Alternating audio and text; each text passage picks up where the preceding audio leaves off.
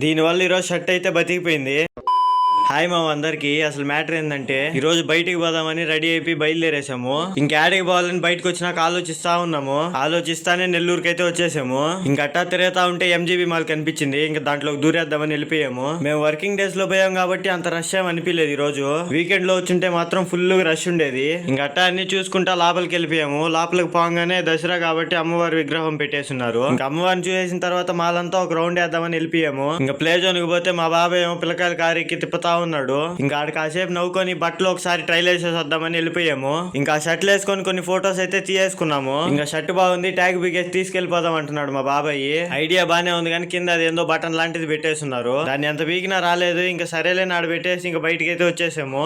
బయటికి రాగానే ఫొటోస్ దిమని పోయి కూర్చున్నాడు మా బాబాయ్. ఎవరు పిచ్చోళ్ళు లేని కొన్ని ఫొటోస్ అయితే తీయేసాను. ఆడ ఫొటోస్ తీసుకొని బయటికి అయితే వచ్చేసాము.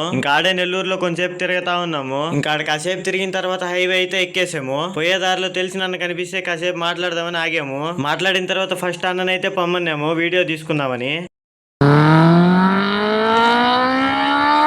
అన్న వెళ్ళిన తర్వాత మేము కూడా ఇంటికి అయితే బయలుదేరేసాము. అంతే మామ, ఈ రోజుకి ఇన్స్టాలో ఫాలో చేసుకుని యూట్యూబ్ లో సబ్స్క్రైబ్ చేసుకో. రేపు కలుద్దాం.